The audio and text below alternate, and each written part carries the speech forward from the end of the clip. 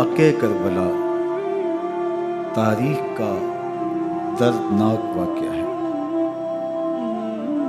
یہ اقتدار کی جنگ نہیں تھی، اقدار کی جنگ تھی۔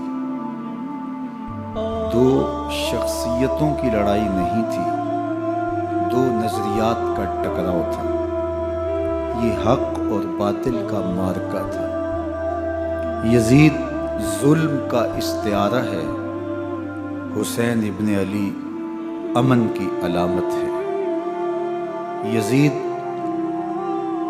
جبر کا پتلا ہے، حسین صبر کا پیکر ہے۔ یزید اپنی بدطینت فطرت اور اپنی طبع ناہموار کے باعث دنیا پر ذلت و رسوائی، ظلم، جبر، جور و زیادتی کی علامت بن کے ابھرا، اور حسین ابن علی رضی اللہ تعالی عنہ حق و صداقت کا نشان بن کے ابھرا۔ کربلا کے تپتے ہوئے ریگزار میں حسینی اور یزیدی دو کردار سامنے آتے ہیں۔ اقبال نے کہا تھا، موسیٰ و فرعون و شبیر و یزید، ایند و قوت از حیات آید پدید، زندہ حق از قوت شبیری است، باطل آخر داغ حسرت میری است، سرخ رو عشق غیور از خون او، شوخی ای مصر از مضمون او، تا قیامت قطع استبداد کر، موج خون او چمن ایجاد کر۔ یزید بہدل کی بیٹی محسون کا ناپاک بیٹا تھا، اور حسین محمد عربی کی بیٹی فاطمہ کا شہزادہ تھا۔ یزید دمشق کے اطراف میں سرجون اور جریر، اختل جیسے اوباشوں کے جھرمٹ میں پل کے جوان ہوا۔ حسین کے گھر کا دروازہ مسجد نبوی کے اندر کھلتا تھا۔ یزید نشے میں دھت ہو کر کے نمازیں چھوڑ دیتا تھا۔ حسین کی کربلا کے اندر بھی نماز تہجد قضا نہیں ہوئی۔ یزید ظلم کا دوسرا نام ہے، حسین امن کی علامت ہے۔ یزید نے زندگی میں ایک مرتبہ حج کیا اور شراب کے مٹکے ساتھ لے کے آیا، اور اختل اور دیگر گویوں اور مغنیوں کو اپنے ساتھ رکھا تاکہ سفر آسانی سے کٹے۔ حسین ابن علی نے 25 حج سواری ہونے کے باوجود پیدل کیے۔ یزید حج بیت اللہ کے بعد مدینہ المنورہ آیا اور شراب کی ایک مجلس بپا کی۔ حضرت امام حسین رضی اللہ تعالی عنہ جب وہاں پہنچے تو شراب کی پھیلی ہوئی بدبو کو محسوس کرتے ہوئے فرمایا، یہ بو کیسی ہے؟ تو نشے میں دھت یزید بولا، یہ شام میں بنتی ہے، اور ایک جام منگوایا اور اس کو پیتے ہوئے دوسرا جام حضرت امام حسین رضی اللہ تعالی عنہ کی طرف بڑھاتے ہوئے کہا، ابا عبداللہ لیجئے۔ تو حضرت امام حسین رضی اللہ تعالی عنہ نے فرمایا، میں اس کی طرف دیکھتا بھی نہیں ہوں، اور پھر وہ عشقی اشعار پڑھنے لگا۔ جب یزید کی شراب نوشی کا منظر امام حسین رضی اللہ تعالی عنہ اپنی آنکھوں سے دیکھ چکے تھے تو مجھے بتاؤ، یزید کے ہاتھ پہ امام حسین کا پاک ہاتھ کیسے آتا؟ حضرت امام حسین رضی اللہ تعالی عنہ جس ماحول میں پلے تھے، جس ماحول میں پرورش پائی تھی، جس ماحول میں رہے تھے، وہ پاکیزہ اور تقدس ماحول تھا۔ اور یزید کبھی اطراف دمشق میں، کبھی غوطہ میں، کبھی الخزرہ محل میں، اور کبھی کہاں داد عیش دیتا رہا اور لہو و لعب کے اندر مصروف رہا، اور اس کی زندگی ان چیزوں سے عبارت تھی۔ وہ محرمات کو حلال قرار دیتا، شراب نوشی اس کی ہڈیوں میں رچی ہوئی تھی، اور شریعت بیضا کا مذاق اڑایا کرتا۔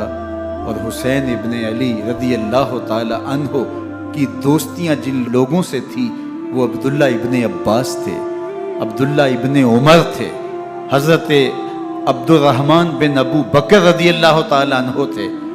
یزید تو جوا کھیلتا رہا، یزید تو قمار بازی کرتا رہا، یزید تو شراب نوشی کرتا رہا، اور حسین ابن علی مسجد نبوی کے منبر میں حضور کے پہلوؤں میں بیٹھتے رہے۔ زمانے نے وہ منظر دیکھا کہ سرخ رنگ کے جوڑے پہنے ہوئے حسنین کریمین حجرہ فاطمہ سے نکلتے ہیں، کم عمری کی وجہ سے کبھی گرتے ہیں کبھی سنبھلتے ہیں، اور آقا کریم خطبہ ارشاد کر رہے ہیں، خطبہ چھوڑ کے حضور نے شہزادوں کو اٹھا لیا۔ وہ منظر بھی زمانے نے دیکھا۔ حضرت عبداللہ بن شداد کہتے ہیں کہ حضور سجدے میں تھے اور سجدہ اتنا طویل ہو گیا، ہمیں لگا یا تو وحی کا نزول ہو رہا ہے یا پھر اللہ کا حکم آ گیا اور اللہ کے محبوب کی روح قبض کر لی گئی۔ لیکن میں نے جب نظریں اٹھا کے ننکیوں سے دیکھا تو کیا منظر تھا کہ حسین ابن علی حضور کی پشت پہ بیٹھے ہوئے اور میرے آقا سجدے کو طول دے رہے ہیں۔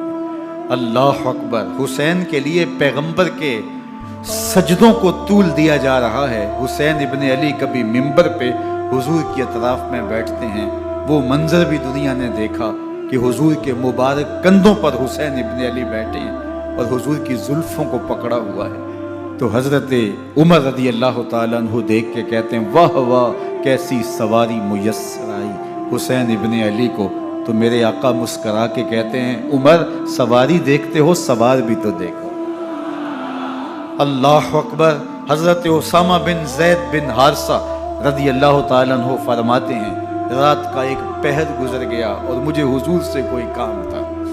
میں آقا کریم کی خدمت میں حاضر ہوا، در دولت پہ دستک دی۔ حضور تشریف لائے تو چادر اوڑی تھی، بکل کی ہوئی تھی میرے حضور نے، تو میں نے اپنی حاجت کہی تو حضور نے میری حاجت پوری کر دی۔ لیکن ایک منظر میں نے دیکھا کہ حضور نے جو چادر کی بکل فرمائی تھی اس کے اطراف میں پہلوؤں میں ابھار تھے جس طرح اندر کوئی ہو۔ مجھ سے نہ رہا گیا، میں نے پوچھ لیا، میں نے کہا بندہ نواز چادر کے اندر کیا ہے؟ فکاشفہ، تو حضور نے چادر کو کھول دیا۔ فائز الحسن والحسین علی ورکہ، تو کہتے ہیں میں نے اپنی آنکھوں سے دیکھا ایک پہلو سے امام حسین لپٹے ہوئے تھے، ایک پہلو سے امام حسن لپٹے ہوئے تھے۔ فرمایا یہ میرے بیٹے ہیں، یہ میری بیٹی کے بیٹے ہیں، اے اللہ میں ان سے پیار کرتا ہوں، تو بھی ان سے پیار کر، جو ان سے پیار کرے اس سے بھی پیار کر۔ ان کی محبت کا درس دیا، ان کے پیار کا سبق پڑھایا، کہا ان سے پیار کرنے والا میرے سے پیار کرنے والا ہے، ان سے بغض رکھنے والا میرے سے بغض رکھنے والا ہے۔ ان کی تکلیف حضور کو بے چین کر دیتی تھی۔ حضرت سیدہ فاطمہ الزہرا رضی اللہ تعالی عنہ کے گھر کے قریب سے گزرے تو حضرت امام حسین کے رونے کی آواز آ رہی تھی، تو آقا کریم علیہ السلام نے فرمایا کہ فاطمہ حسین کو چپ کرواؤ، اللہ تعالیٰ انا بقاءہ یوزینی، تو جانتی نہیں حسین کا رونا مجھے دکھ دیتا ہے۔ حسین ابن علی کو حضور رونے نہیں دیتے تھے، ان کو دکھی نہیں ہونے دیتے تھے، کیونکہ رسول اللہ صلی اللہ علیہ وسلم جانتے تھے کہ یہ کتنے دکھ سہے گا، کتنی تکلیفوں سے گزرے گا اور کتنے مصائب سہے گا۔ زمانے نے وہ گھڑیاں بھی دیکھی کہ حضرت حذیفہ بن یمان رضی اللہ تعالیٰ عنہ فرماتے ہیں کہ میں حضور کی خدمت میں نماز مغرب کی ادائیگی کے لیے حاضر ہوا، اور میں نے یہ اجازت خاص طور پہ اپنی ماں سے اس شرط پہ لی تھی کہ امی آپ مجھے اجازت دیں، میں حضور کی خدمت میں حاضر ہوتا ہوں، مغرب کی نماز بھی ادا کروں گا اور پھر حضور سے عرض کروں گا حضور میرے لیے اور میری ماں کے لیے بخشش کی دعا کر دیجیے۔ ماں نے اس شرط پہ اجازت دے دی اور میں حضور کی خدمت میں آ گیا، نماز مغرب ادا کی، سلام پھرا تو میرے دل میں آرزو تھی میں حضور سے عرض کروں حضور میرے لیے اور میری ماں کے لیے مغفرت کی بخشش کی دعا کر دیں، لیکن حضور عبادات میں ذکر میں نوافل میں ایسے مشغول ہوئے کہ میں آرزو رکھنے کے باوجود بھی عرض نہ کر سکا۔ خیر نماز عشاء کا وقت ہوا، اذان پکاری گئی، حضور مصلی پہ آئے، نماز پڑھی، سلام پھرا، تو میرے دل میں پھر خیال آیا کہ ماں سے ایک نماز کی چھٹی لی تھی، نمازیں بھی 2 ہو گئیں، ماں نے جاتے پوچھنا ہے حضور سے میرے لیے اور اپنے لیے مغفرت کی، بخشش کی دعا کروائی تھی، تو کیا جواب دوں گا؟ اور حضور اٹھے اور کاشانہ اقدس کی طرف چل دیے۔ اب میرے دل میں یہ خیال رہ کے آ رہا تھا کہ ماں کو کیا جواب دوں گا؟ میں تو حضور سے بخشش و مغفرت کی دعا کروا ہی نہیں سکا۔ جب حضور چل پڑے تو غیر ارادی طور پہ میں بھی حضور کے پیچھے چل پڑا۔ چلنے میں تھوڑی سی رفتار تیز ہو گئی، جس سے قدموں کی آہٹ پیدا ہوئی۔ تو جب آواز پیدا ہوئی تو حضور نے رخ پھیرے بغیر فرمایا، من ھذا، میرے پیچھے پیچھے کون آ رہا ہے؟ پھر خود ہی کہا، حذیفہ تو نہیں؟ تو میرا دل دھڑک رہا تھا، قلت نعم، میں نے کہا جی حضور میں حذیفہ ہوں۔ فرمایا، ما حاجتک، غفر اللہ لک ولامک، کیا کام ہے؟ اللہ تجھے بھی بخش دے، تیری ماں کو بھی بخش دے۔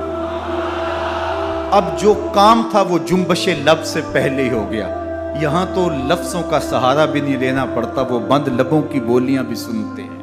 اقبال بولا ہے، فروغت صبح آثار و دہور، چشم تو بینندائے ما فی الصدور، تیری نظر تو سینوں کے چھپے راز بھی دیکھتی۔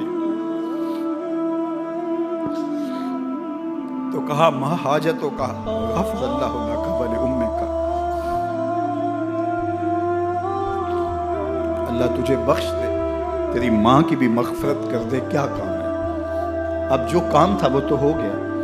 تو میرے حضور نے ارشاد فرمایا، حذیفہ سنو، ابھی ایک فرشتہ آیا ہے جو اس سے قبل دھرتی پر پہلے کبھی نہیں آیا، آج پہلی مرتبہ اللہ سے اجازت لے کے 2 کام کرنے آیا ہے۔ ایک تو مجھے سلام کرنے آیا ہے، اور دوسرا خوشخبری دینے آیا ہے کہ آپ کی بیٹی فاطمہ جنتی عورتوں کی سردار ہے، اور حسن اور حسین جنتی جوانوں کے سردار۔ ایک طرف یزید ناپاک میسون کا پلیت بیٹا، اور ایک طرف محمد عربی کا نواسا، فاطمہ کے دودھ کا اثر، علی المرتضیٰ کے خون کی تاثیر، رسول اللہ صلی اللہ علیہ وسلم کے کندھوں پہ بیٹھنے والا۔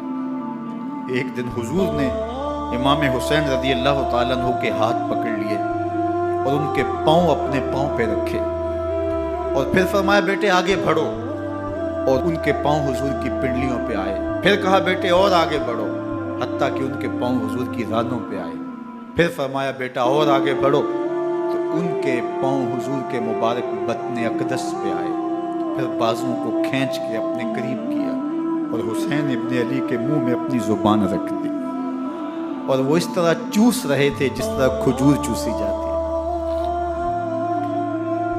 تو اللہ کے محبوب علیہ السلام نے حسین ابن علی کو اپنی زبان کا لعاب دہن دے کر کے، وہ شیر رحمت دے کر کے، وہ کوثر و تسلیم سے پاکیزہ تر آب رحمت عطا کر کے ان کی ہمیشہ کے لیے پیاس بجھا دی، تاکہ کل کربلا کے تپتے ہوئے ریگزار میں حسین ابن علی کو پیاس کی شدت تنگ نہ کرے اور پائے استقلال میں لغزش نہ آنے پائے۔ ان نازوں سے پالے ہوئے حسین کو، ان محبتوں سے پالے ہوئے حسین ابن علی کو امتحان بھی اتنے بڑے درپیش تھے۔ یاری تیری سونا پر ازمیشہ تیریاں اگ، سونا پرکھیا جامدہ ہے نال اگاں دے لگ۔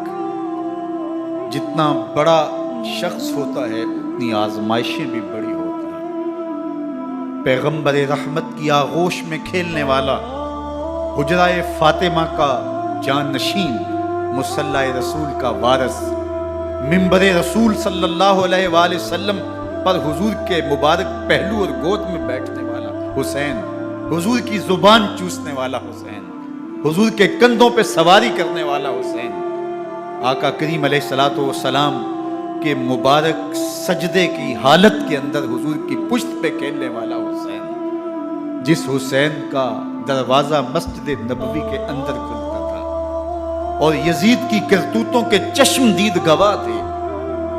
یزید جب تخت نشین ہوتا ہے تو اسے یہ فکر ہوتی ہے کہ امام حسین، عبداللہ بن زبیر، عبداللہ بن عمر، عبداللہ ابن عباس یہ میری بیعت کرے. اور وہ ولید بن عقبہ کو لکھتا ہے کہ ہر صورت میں ان کی بیعت لو، اور اگر بیعت نہ دیں تو سختی کرو.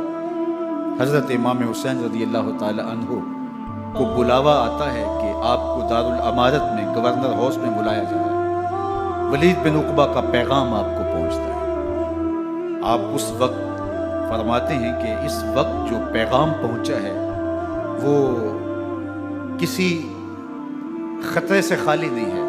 تو کچھ سواروں کو ساتھ لیا، کہا تم دارالامارت کے باہر کھڑے رہنا، اگر میری آواز بلند ہوئی تو اندر آ جانا، ورنہ تم انتظار کرنا. آپ اندر گئے. ولید بن عقبہ نے مروان کو بھی بلایا تھا. مروان بن حکم یہ گورنر مدینہ ولید سے پہلے رہ چکا ہے، تو اس نے مشورہ دیا کہ سختی کی جائے. خیر ولید بن عقبہ نے کہا کہ یہ خط ہے، حضرت امیر معاویہ کا انتقال ہو گیا اور یزید تخت نشین ہوا، لہٰذا وہ آپ سے بیعت کا مطالبہ کرتا ہے. تو حضرت امام حسین رضی اللہ تعالیٰ عنہ نے فرمایا کہ میرے جیسا شخص یوں چھپ کے بیعت نہیں کر سکتا، اور آپ واپس پلٹے. مروان بن حکم نے ولید بن عقبہ کو کہا کہ یہ موقع ہے جانے نہ دیا جائے، اگر یہ نکل گئے تو دوبارہ تم قابو نہیں پا سکو گے اور انہیں یہیں قتل کر دیا جائے. حضرت امام حسین رضی اللہ تعالیٰ عنہ نے یہ بات سن لی. کہتے ہیں حضرت امام حسین انہی قدموں کے بل واپس پلٹے اور مروان بن حکم سے مخاطب ہو کے کہا، مروان کیا بول رہا ہے؟ وہ خاموش ہو گیا. فرمایا تو جانتا نہیں ہم کون ہیں؟ آنا حسین ابن علی ابن ابی طالب، میں حسین ہوں، میں علی کا بیٹا ہوں. ہمارے گھر میں قرآن اترتا رہا ہے، وحی کا نزول ہوتا رہا ہے، اور یزید فاسق ہے، فاجر ہے، مسلمانوں کا قاتل ہے اور شرابی ہے.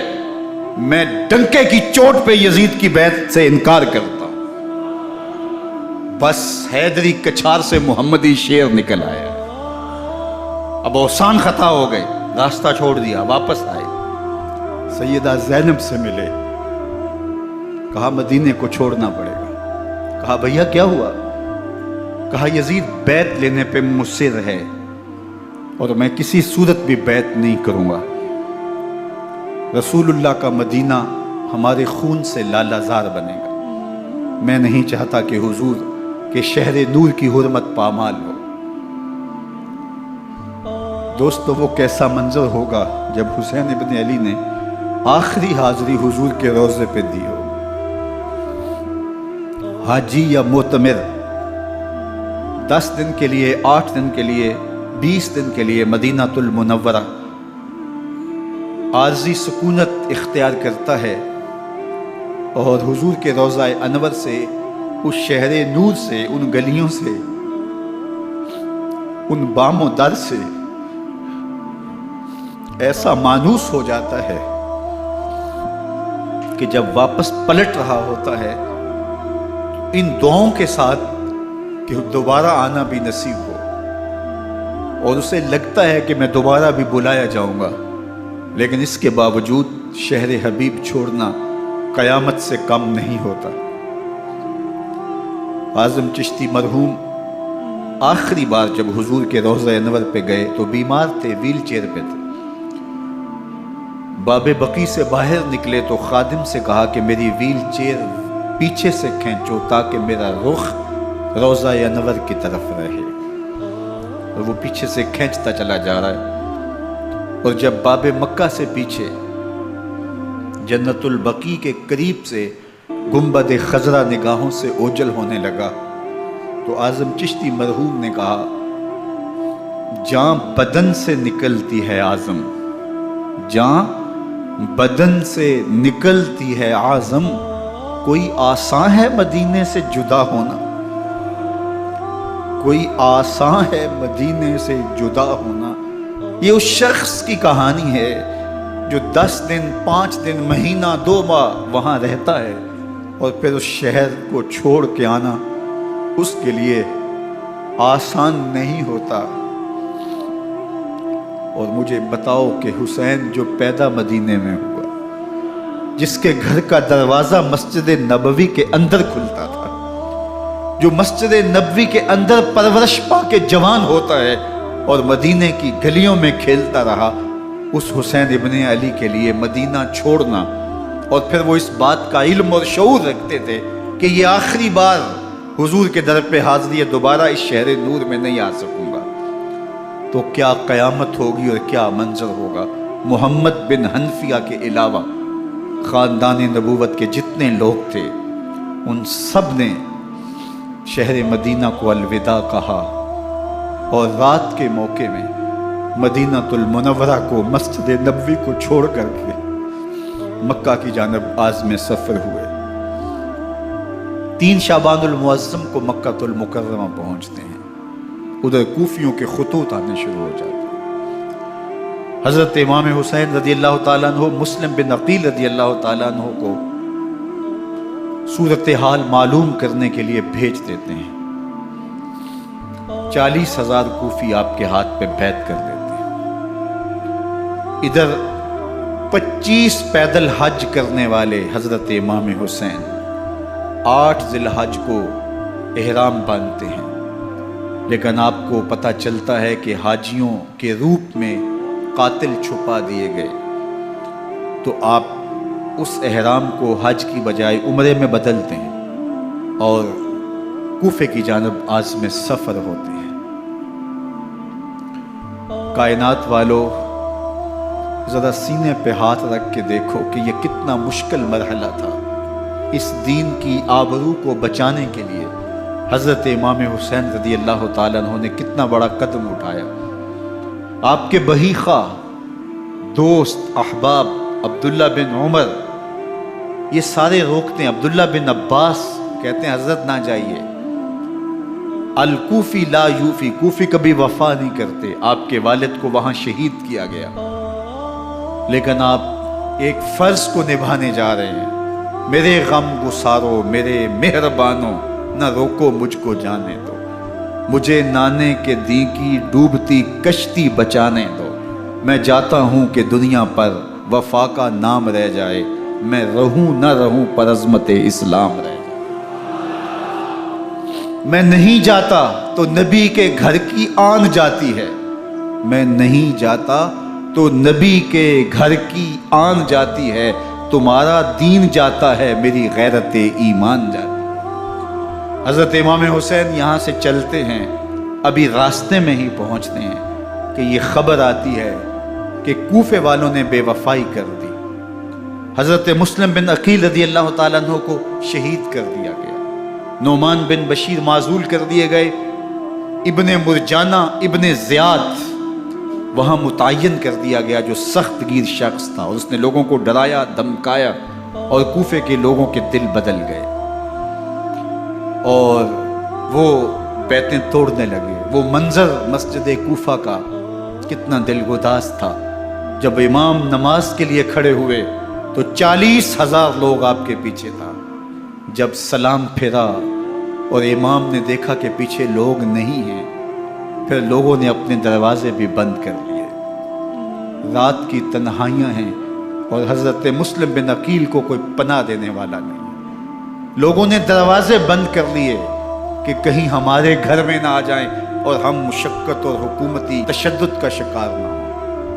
کتنا دردناک لمحہ ہے حضرت مسلم بن عقیل رضی اللہ تعالیٰ عنہ پہ، اور پھر حضرت مسلم بن عقیل بے دردی سے شہید کر دیے جاتے ہیں۔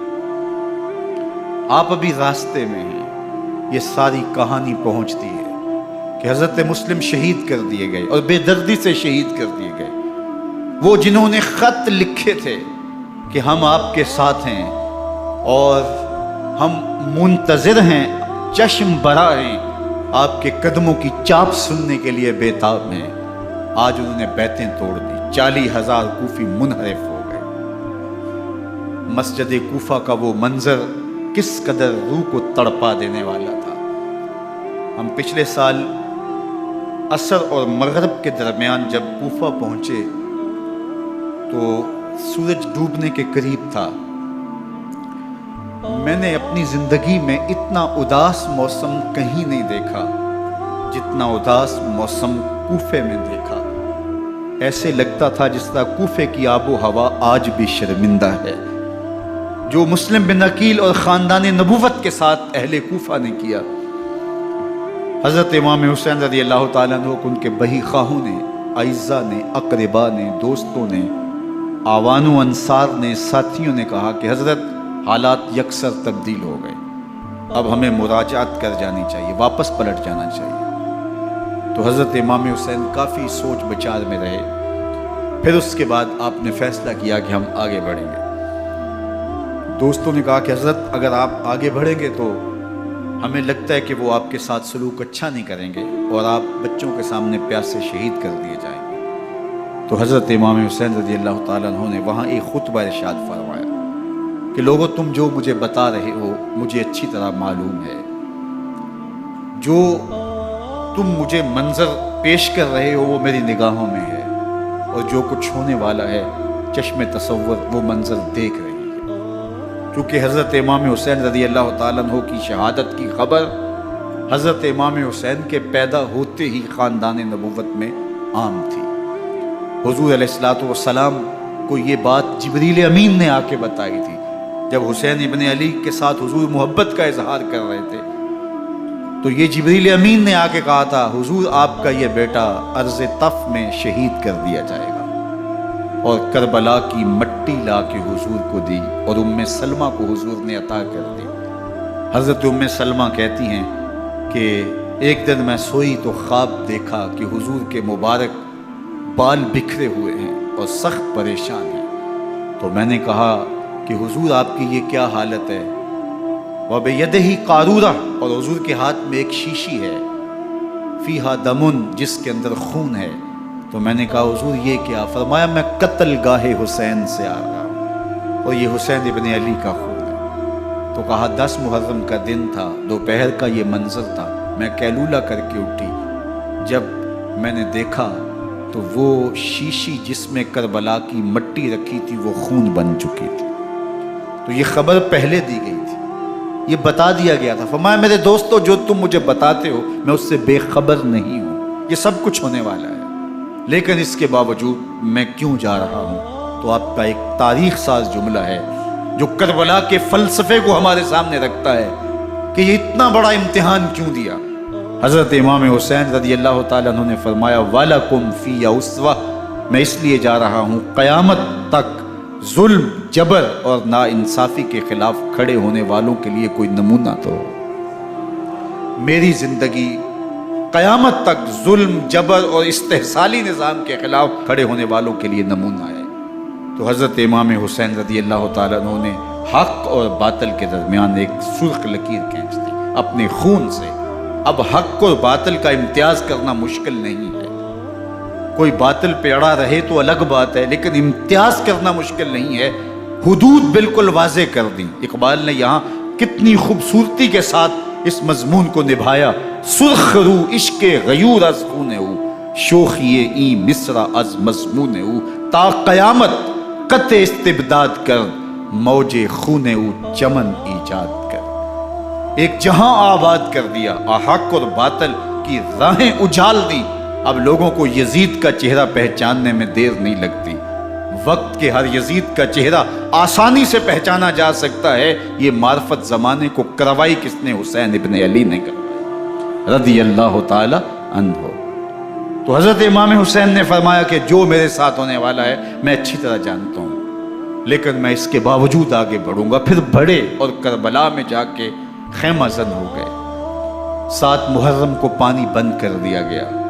پانی بند ہوا تو کھانا بھی میسر نہیں تھا، لیکن ذکر پانی کا ہوتا ہے اس لیے کہ کھانے کے بغیر انسان کئی دن کاٹ لیتا ہے، لیکن پانی کے بغیر گزر نہیں ہوتی۔ تو فرات کی نہر سامنے اپنی موجوں کے ساتھ چمک رہی ہے، لیکن ایک قطرہ آب بھی آل رسول کو نہیں دیا جا رہا۔ کائنات کے اندر ایسے انوکھے امتحان بھی ہوتے ہیں، وارثوں ساقی کوثر کے، مالک ہوں حوض کوثر کے، اور بیٹے ہوں ساقی کوثر کے، اور آج ایک بوند پانی کی بھی میسر نہ ہو۔ صبر کا امتحان ہے، عزیمت کا امتحان ہے۔ حضرت امام حسین رضی اللہ تعالیٰ عنہ خیمہ زن ہو گئے۔ 3 دن تک پانی بند رہتا ہے، 9 محرم کو رات کی تنہائی میں حملہ آور ہونا چاہتے ہیں، لیکن آپ نے کہا کہ ہمیں اللہ کے حضور عبادت اور ذکر کے لیے وقت دیا جائے۔ ساری رات ذکر میں گزرتی ہے، عبادات میں گزرتی ہے۔ رات کے اندھیرے میں آپ چراغ بجھا دیتے ہیں۔ آوان و انصار کو کہتے ہیں کہ ان کی دشمنی میرے ساتھ ہے، انہیں میرا خون چاہیے، اگر تم رات کی تاریکی میں نکل جاؤ تو میں تم سے کوئی مواخذہ نہیں کروں گا، اور یہ بھی تمہارا پیچھا نہیں کریں گے، اس لیے کہ ان کا مطلوب تم نہیں ہو، ان کا مطلوب میں ہوں۔ جب چراغ جلایا تو کوئی بھی نہیں گیا۔ مسلم بن نوسجہ کھڑے ہو کے کہتے ہیں، حضرت اگر ہمارے بدن کو 70 بار کاٹا جائے اور جلایا جائے اور ہواؤں میں اڑا دیا جائے پھر بھی آپ کا ساتھ نہیں چھوڑیں گے۔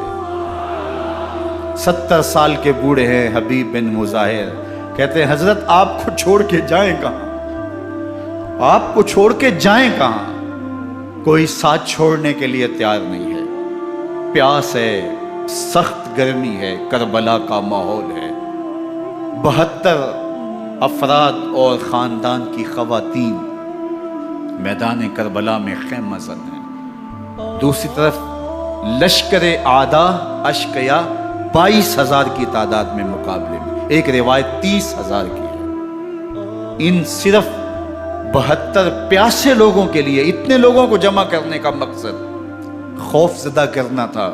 شرط ہے کہ یزید کی بیعت کر لیں، محاصرے توڑ دیں گے، پانی دستیاب ہوگا، اعزاز و اکرام سے نوازا جائے گا، خزانوں کے منہ کھول دیے جائیں گے۔ لیکن حسین ابن علی کہتے تھے سب کچھ لٹ جائے گا، باطل کے ہاتھ پہ ہاتھ نہیں رکھا۔ اللہ اکبر۔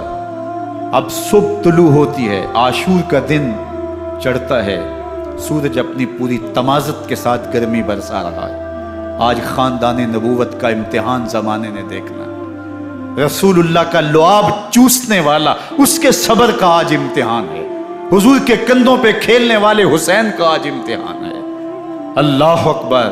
حسین ابن علی تمام حجت کرتے ہیں، میں نے تمہارا کچھ نہیں بگاڑا، میں نے کسی کا خون نہیں کیا، میں نے کوئی زیادتی نہیں کی، تم کیوں میرے قتل کے در پہ ہو؟ تم جانتے نہیں میں کون ہوں؟ میں تمہارے نبی کا نواسا ہوں، رسول اللہ صلی اللہ علیہ وآلہ وسلم کے کندھوں پہ کھیلتا رہا ہوں، حضور کا لعاب چوستا رہا ہوں، اور میں بوسہ گاہے رسول صلی اللہ علیہ وآلہ وسلم ہوں۔ لیکن ان اشقیاء کے دل پر کوئی چیز اثر انداز نہیں ہوتی۔ ایک ہور ہے، اللہ اس کے دل میں نرمی ڈالتا ہے۔ پہلے تو امام حسین کو گھیر کے لے کر کے آتا ہے، لیکن بعد میں وہ قافلہ یزید سے قافلہ حسین کی طرف آ جاتا ہے۔ امام حسین فرماتے تو دنیا میں بھی ہور ہے، آخرت میں بھی ہور ہے، آزادی مل جاتی ہے۔ باقی 22,000 کا لشکر جرار امام حسین کے قتل کے در پہ ہے۔ پھر تاریخ نے خاندان نبوت کا وہ انوکھا امتحان دیکھا۔ حضرت امام حسین کے بچے بالخصوص خواتین پیاس کی شدت میں حلق خشک ہے۔ حضرت سکینہ تڑپ کے اپنے باپ سے کہتی ہیں کہ مجھے 6 ماہ کے علی اصغر کی پیاس نہیں دیکھی جا رہی۔ بچے کو ہاتھوں پہ اٹھاتے ہیں اور نہر فرات کے کنارے پہنچ کے فرماتے ہیں اشقیاء سے مخاطب ہو کے، تمہارا معاملہ میرے ساتھ ہے، اس 6 ماہ کے بچے نے تمہارا کچھ نہیں بگاڑا، اور چلو بھر کے اس کا حلق سیراب کرنا چاہتے ہیں۔ ایک دوشاخہ تیر آتا ہے جو حضرت علی اصغر کے گلے کو چیر دیتا ہے۔ راوی لکھتے ہیں کہ وہ عام تیر نہیں تھا، جانوروں کو شکار کرنے کے لیے جو بڑے تیر ہوتے ہیں وہ دوشاخہ تیر تھا۔ وہ گردن کو کاٹ دیتا ہے، خون بہنے لگتا ہے، گردن لٹک جاتی ہے۔ حضرت امام حسین وہ بہتا ہوا خون اپنے چلو میں لیتے ہیں اور آسمان کی طرف اچھال کے کہتے ہیں مالک حسین کی یہ قربانی بھی قبول۔ یہ تماشا لبے بام نہیں ہے، بچہ بیمار ہو ڈاکٹر جواب دے دیں، ماں باپ کے ہاتھ پھول جاتے ہیں، زندگی کی سانسیں ابھی چل رہی ہوتی ہیں، لیکن ڈاکٹر کہے کہ یہ میرے بس کا روگ نہیں ہے، کہیں اور لے جاؤ، تو زندگی کا لف و نشر غیر مرتب ہو جاتا ہے۔ میں سلام پیش نہ کروں حسین ابن علی کو، 6 ماہ کا علی اصغر ہاتھوں میں دم توڑتا ہے، گردن لٹک جاتی ہے، خون بہ رہا ہے، اب خیموں کی طرف بڑھ رہے ہیں، لیکن زبان پہ شکایت نہیں ہے، کہتے ہیں مالک حسین کی یہ قربانی قبول کر لے۔ اب خیموں کی طرف آنا، شہر بانوں रबाब, सैयदा ज़ैनब, हज़रत सकैना सलाम अल्लाह अलैहा का सामना कोई आसान काम नहीं था। लेकिन हुसैन इब्न अली आते हैं, शहजादे को यहाँ खैमों के करीब रख के कहते हैं कि ये हौज़े कौसर से सैराब हो गया है। अल्लाह अकबर।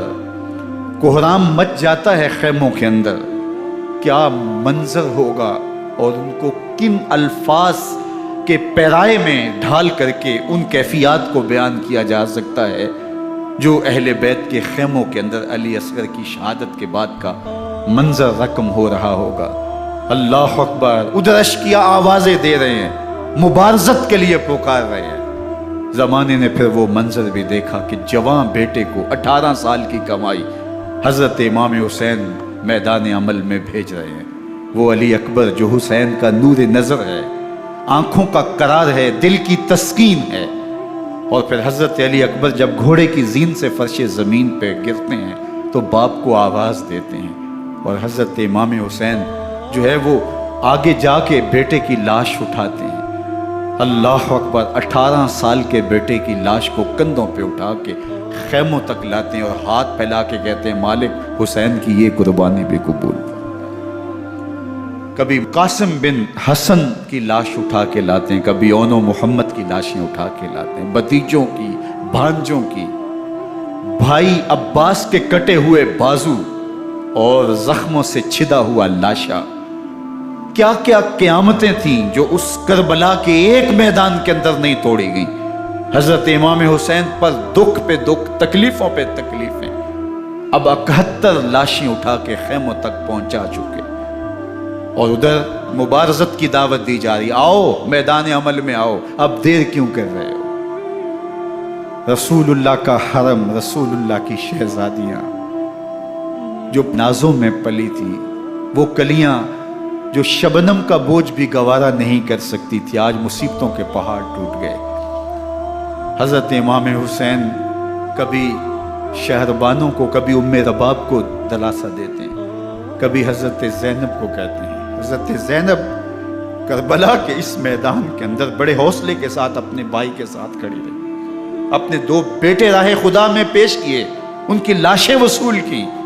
लेकिन ज़ैनब जिस जुर्रत के साथ, जिस पामर्दी के साथ इस सारे मंजर को हौसले के साथ सहती रही, वो यकीनन हौसला सैयदा ज़ैनब सलामुल्लाह अलैहा का ही है। लेकिन ये वो मंजर था कि ज़ैनब का दिल भी डोल गया जब हुसैन इब्न अली घोड़े पर बैठने लगे और उनको घोड़े में बिठाने वाला कोई नहीं था, और जो भी सवार जाता फिर वापस उसकी लाश ही आती और हुसैन इब्न अली लेके आते।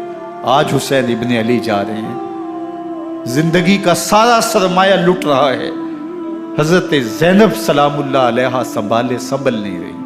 हजरत इमाम रज़ी अल्लाह ताला अन्हु उठे और आपने हजरत ज़ैनब को सब्र की तलकीन की और कहा कि सब्र ही बेहतरीन ज़रिया है और अल्लाह की कुर्बत का एक बेहतरीन सबब है। और उनको सब्र की तलकीन करते हुए फरमाया कि मेरे बाद तुमने इस जिम्मेदारी को संभालना है और इन मुक़द्दरात इस्लाम की, इन शहजादियों के पर्दे की तुमने हिफाजत करनी है। और फिर घोड़े की जीन कस के इमाम हुसैन लश्कर अश्किया की तरफ बढ़ते हैं। अब खैमों से सिसकियों की आवाज़ आ रही है, उनका सरदार, उनका ताजदार आज सबको छोड़ के करबला के मैदान की तरफ बढ़ रहा है। जुर्म क्या किया, कसूर क्या किया, इसने क्या ज्यादती की कि आज नेज़ों और अनियों के मुकाबले में 22,000 का लश्कर हजरत इमाम हुसैन पे टूट पड़ता है। आप फिर इत्माम हुज्जत करते हैं, मैंने किसी को कत्ल नहीं किया, खूने ना हक नहीं बहाया, मेरे खून के दरपे क्यों हो, अपनी आखिरत क्यों बर्बाद करते हो, तुम जानते नहीं मैं कौन हूं, मैं तुम्हारे नबी का नवासा हूं। लेकिन इब्न ज़ियाद कहता है मुकाबले में आओ। फिर हजरत इमाम हुसैन रज़ी अल्लाह ताला अन्हु मुकाबले में आते हैं और जब घोड़े को एड़ लगा के दुश्मन अश्किया पे टूटते हैं तो फिर ऐसा मंजर होता है कि वो भेड़ बकरियों की तरह आगे भागते हैं। 71 जख्म कलेजे पे लिए शुजात का ये पैकर जब मैदान में आता है, आवाज आती, ये कौन ज़ी वकार है, बला का शाह सवार है, लिबास है फटा हुआ, गुबार से अटा हुआ, तमाम जिस्म नाज़नी चिदा हुआ कटा हुआ ये नबी का नूर ऐन है, ये बिल यकीन ये हुसैन इब्न अली है रज़ी अल्लाह तआला अन्हु। फिर चांद बादलों में घिर जाता है, शामी हुंडे तीर बरसाते हैं, तलवारों से आपके बदन पर ज़रबें लगाते हैं और नेज़ों से आपके बदन को परो देते हैं। जब आपका पैराहन बाद में उतारा गया तो आपके पैराहन में 122 सुराख तीरों के थे, 33 जख्म तलवारों के और 34 घाव नेज़ों के थे। जब घोड़े की जीन से फर्शे जमीन पर आए, बदन छलनी था, जख्म जख्म से खून बह रहा था। 3 दिन का प्यासा हुसैन, अल्लाह अकबर, बदन जख्मों से चूर, 71 लाशें कलेजे पे लिए, मुखद्दरात इस्लाम के पर्दे का ख्याल दिल में अलग है, लेकिन घोड़े की जीन से जब फर्शे ज़मीन पे इमाम हुसैन आते हैं, ज़ुबान पे हाय नहीं, नाला व शैवन नहीं, चीखो पुकार नहीं, आते ही पेशानी सजदे में रखते हैं और पुकारते हैं अल्लाहुम्मा रदन बेक़ज़ाइका व सब्रन अला बलाइका तस्लीमन ले अमरिका सुबहान रब्बियल आला। मालिक घर लुटा के, बच्चे लुटा के, ख़ानदान सब कुछ कुर्बान करके, अपने बदन को जख्मों से छलनी करवा के, तीरों और नेज़ों की अनियों से अपने आप को जख्मी करवा के, तेरे हुजूर सर झुका के ये इकरार करता हूँ कि हुसैन तेरी तकदीर पे राज़ी है। मालिक तू भी बता, तू भी हुसैन पे राज़ी हुआ है कि नहीं हुआ। आवाज़ आ रही है, इस प्यासे पर अली शेर खुदा को नाज है, इस नवासे पर मोहम्मद मुस्तफ़ा को नाज है। औरों ने भी सजदे किए पर इसका अजब अंदाज है, इसने वो सजदा किया जिस पर खुदा को नाज। हुसैन इब्न अली रज़ी अल्लाह तआला अन्हु का सर अनवर दस्ते कातिल ने तब काटा जब वो सजदे में झुका हुआ था। यजीद ने कहा मैं बैत लूंगा, इमाम हुसैन ने कहा कभी भी नहीं दूंगा, ये सर कट सकता है, झुक नहीं सकता। सर काट के नेज़े की नोक पे चढ़ा दिया गया और ये इस बात का ऐलान था कि हम जीत गए और हुसैनी हार गए। और लश्कर यजीद में गौगा मच गया, नक्कारे बजने लगे कि हम जीत गए, देखो इमाम हुसैन शहीद कर दिए गए, और सर काट के नेज़े की नोक पे चढ़ाया गया। लेकिन लश्कर यजीद से ही आवाज़ आई, ये कैसा सर है जो कट के भी सर बुलंदी है, कट गया है फिर भी ऊंचा है। अल्लाह अकबर, ये सर सजदे में कटा है, रब के हुजूर इबादत की हालत में कटा है। हुसैन आज भी सजदे में है, अल्लाह अकबर, हुसैन आज भी सजदे में है, बल्कि कटे हुए सर का रुख ज़मीन की जानिब था और कटी गर्दन आसमान की तरफ, यूं नेज़े पे परोया गया। अल्लाह अकबर, एक शायर ने नक्शा खींचा, बाआं के सर नेज़े पे और सुए ज़मी है रूह, यानी सजदाए सानी की है आरज़ू। रकत के 2 सजदे होते हैं, अभी एक सजदा हुआ था कि दस्ते कातिल ने सर काट दिया। कहा हुसैन की पेशानी में दूसरे सजदे की तमन्ना मचल रही। ये था हुसैन इब्न अली का सजदा। सारी जिंदगी रब के हुजूर सजदा कज़ा नहीं होने दिया। आज पानी नहीं है, अल्लाह अकबर, आज तयम्मुम कर लेते हैं। आज अपने खून को ओढ़ करके हुसैन ने अपनी पेशानी अपने मालिक के हुजूर झुका करके अजीमत की वो अनोखी दास्तां रकम कर दी कि सदियां गुजरने के बावजूद भी उनकी यादों के चिराग रोशन हैं। जब हज़रत इमाम हुसैन और दूसरे आयान व अंसार को शहीद कर दिया गया तो इनके सर नेज़ों की नोक पे चढ़ा दिए गए। हज़रत इमाम हुसैन का कटा हुआ सर और बाकी 71 अफराद के कटे हुए सर नेज़ों की नोक पे, और 10 सवारों को इब्ने साद ने कहा कि इनको रोन दो, और घोड़ों की टापों तले हज़रत इमाम हुसैन रज़ी अल्लाह तआला अन्हु और उनके आवानो इंसार को जो है वो रोंदा गया, हत्ता कि उनकी उस्तखान मुबारक, उनकी हड्डियां भी चूर चूर हो गई। रोने से कबल उनका लिबास उतार लिया, उनके कपड़े उतार लिए गए। अल्लाह अकबर, कैसी दर्दनाक घड़ियां थी। यजीद का सिर्फ यही बद किरदारी का मरहला नहीं था, उस करबला के सहरा के अंदर यजीद ने जिस तरह इमाम हुसैन रज़ी अल्लाह तआला अन्हु को शहीद किया और हज़रत इमाम हुसैन के ख़ानदान को शहीद किया, जब मदीनातुल मुनव्वरा पर यजीद ने मुस्लिम बिन उक़बा को मुकर्रर किया, जिसको बुज़ुर्गों ने मुसरब बिन उक़बा कहा है, तो उसको कहा 3 दिन तक मदीने का हरम तुम्हारे लिए हलाल होगा, जो चाहो तुम करना और शामी फ़ौजों को इजाज़त होगी।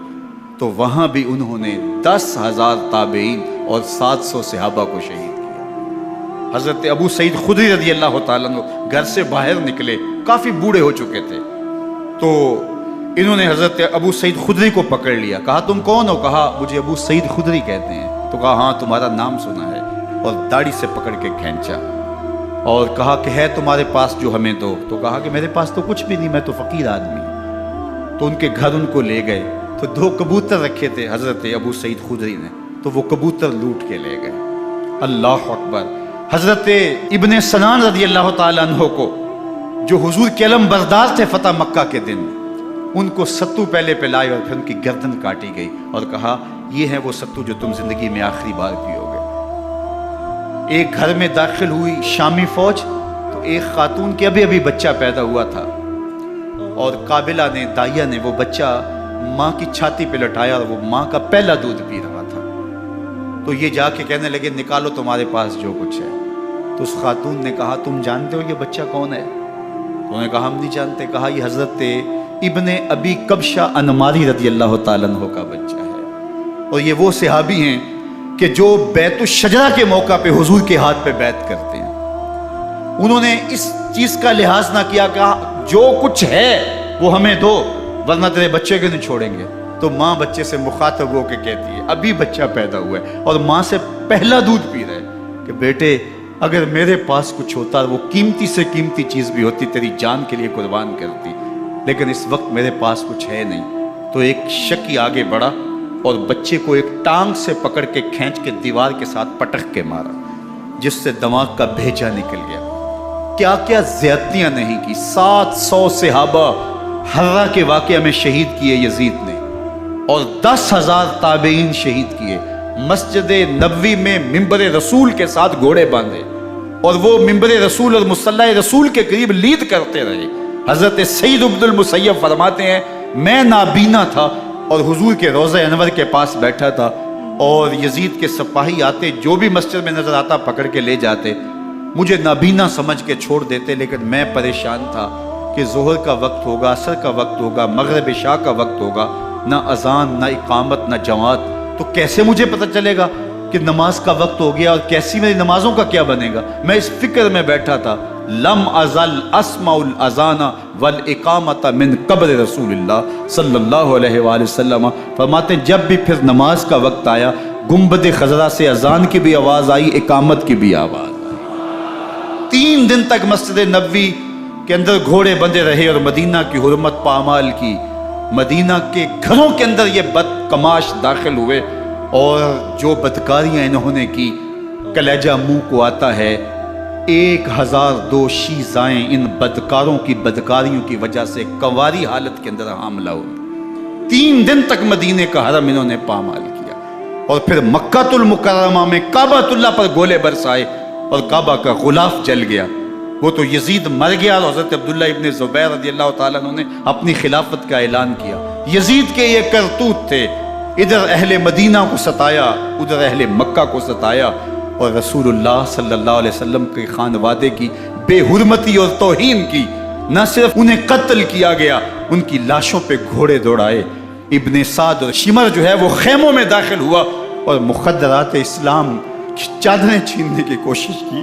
حضرت زینب سلام اللہ علیہ نے مخاطب ہو کے کہا ہمارے چہرے کے رکھوالے چلے گئے ہیں، ظالم تو خیال نہیں کرتا ہم رسول اللہ کی بیٹیاں ہیں۔ حضرت شہربانو، حضرت زین العابدین اور حضرت زینب سلام اللہ علیہ، ان تینوں کے ایک اونٹ پہ باندھا گیا، اور باقی اونٹوں پہ باقی سادات کو، حضور کی شہزادیوں کو باندھا گیا، رسیوں میں جکڑا گیا، اور اونٹوں پہ باندھ کر کے کوفے کی جانب آگے آگے شہیدوں کے سر چل رہے ہیں، اور پیچھے یہ قافلہ چل رہا ہے۔ اور جب یہ قافلہ وہاں سے گزرا جہاں لاشیں پڑی تھی، امام زین العابدین 14 سال کے تھے اور بیمار تھے، اور ان کا حوصلہ نہ ہوا، وہاں غشی ان کے اوپر آنے لگی، اور وہ منظر ابن کثیر نے، باقی لوگوں سب نے لکھا ہے کہ پھر جب ان کی یہ حالت ہوئی تو پھر سیدہ زینب سلام اللہ علیہ، جنہوں نے ابھی تک بڑے حوصلے کے ساتھ ساری مشکلات کا مقابلہ کیا تھا، اب ان کے بندن ٹوٹ گئے اور آنکھوں سے آنسو بہنے لگے، اور سیدہ زینب نے امام حسین رضی اللہ تعالیٰ عنہ کی لاش پہ کھڑے ہو کے، اور وہ روندی ہوئی لاش، ٹوٹی ہوئی ہڈیاں، اور وہ برینا بدن، کٹا ہوا سر نیزے کی نوک پہ، اور لاش یہ پڑی ہے، تو حضرت سیدہ زینب نے مدینے کی طرف منہ کر کے جو ہے وہ حضور سے فریاد کی، یا محمد آہو، یا محمد آہو، ھذا حسین بالآراء مزمل بالدما، یا محمد آہو بناتوں کا سبایا۔ یا رسول اللہ، اے پیارے آقا، یا جدہ ہو، اے ہمارے نانا محترم، یہ دیکھیے آپ کا حسین پڑا ہوا ہے، بدن سے کپڑے اتار لیے گئے، خاک ہوائیں اڑا رہی ہیں، اور اس کے اوپر چادر جو ہے وہ مٹی کی پڑ گئی ہے۔ حضور آپ کی اولاد کاٹ دی گئی، اور پھر کہا بناتوں کا سبایا، حضور دیکھیے آپ کی بیٹیوں کے ہاتھ باندھ دیے گئے ہیں، اونٹوں پہ کس دیا گیا ہے، سرے شہیدہ آگے آگے چل رہے ہیں، اور حضرت سیدنا امام حسین کا آگے آگے سر ہے۔ راستے کے اندر ایک جگہ آئی، رات گزری اور ان کو اتارا گیا۔ رات کا موقع تھا، ایک خاتون آئی اور اس نے کوئی کھانا پیش کیا ان کو، اور کہا کہ میں کسی زمانے میں حضرت سیدہ فاطمہ تو زہرا کی نوکری کیا کرتی تھی، ان کی لونڈی تھی، ان کی کنیز تھی، اور آج مجھے پتہ چلا کہ آپ لوگ گزر رہے ہیں، تو میں نے کہا کہ میں اپنی مخدومہ کے خاندان کی خدمت کروں۔ اور پھر اس نے کہا کہ اس وقت سیدہ کی گود میں ایک 6-7 ماہ کی بچی تھی جس کو زینب کہا کرتے تھے، تو سیدہ زینب نے کہا کہ اماں اگر پہچانتی ہو تو وہ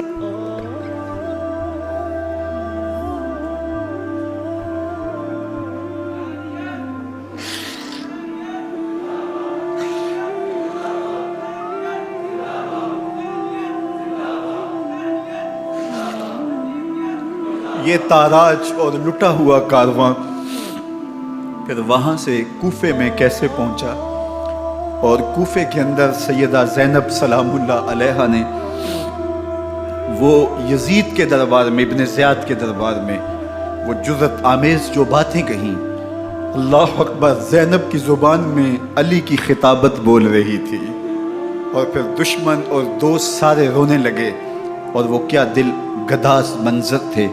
اور پھر یہ سروں کا قافلہ اور سادات کرام کا مشکیں کسی ہوئی ہیں اور اونٹوں پہ باندھے ہوئے، ان کو وہاں سے پھر قادسیہ، اور قادسیہ سے پھر دمشق یزید کے دربار میں پہنچایا گیا، اور وہاں سے یہ لٹے ہوئے خانمہ برباد تاراج لوگ مدینہ المنورہ میں کیسے پہنچے، اور اہل مدینہ نے کیسے استقبال کیا، اور وہ منظر کتنا دل گداز تھا جب اہل مدینہ زینب سے پوچھتے تھے زینب حسین کہاں ہے؟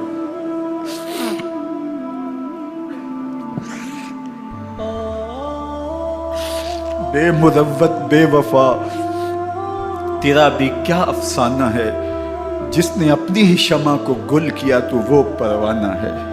اپنے پیغمبر کے شہزادوں کو اور اپنے پیغمبر کی شہزادیوں کو جو دکھ اس امت نے دیے، یہ کائنات کی ایک انوکھی داستان ہے۔ اللہ ہمیں اسوہ شبیری پہ عمل کی توفیق عطا کرے اور ان کے نقوش پاک کی برکتیں دے، اہل بیت کی محبت ہماری روحوں میں جذب کر۔ 10 محرم الحرام کو کربلا کا واقعہ رونما ہوا، تو اس موسم میں اطراف و اکناف عالم میں اس حوالے سے بات ہوتی ہے، ذکر کیا جاتا ہے۔ اہل محبت حضرت امام حسین رضی اللہ تعالی عنہ کے حضور خراج عقیدت اور خراج محبت پیش کرتے ہیں۔ یہ حق و باطل کا معرکہ تھا، جھوٹ اور سچ کا مقابلہ تھا، ظلم اور عدل کا ٹکراؤ تھا، خیر اور شر کی لڑائی تھی، دو نظریات کا تصادم تھا۔ ایک طرف امام حسین رضی اللہ تعالی عنہ اور ان کے 72 جانثار تھے، اور دوسری طرف یزید اپنی تمام تر قوت کے ساتھ موجود تھا۔ حضرت امام حسین رضی اللہ تعالی عنہ سے مسلسل آخری وقت تک بیعت کا اثرار رہا، اور آپ آخری سانس تک یزید کی بیعت سے انکار کرتے رہے۔ حضرت امام حسین رضی اللہ تعالیٰ عنہ لڑائی کے لیے نہیں آئے تھے، ورنہ خواتین اور بچے ساتھ لانے کا کوئی مقصد نہیں تھا۔ آلات حرب و ضرب بھی نہیں تھے۔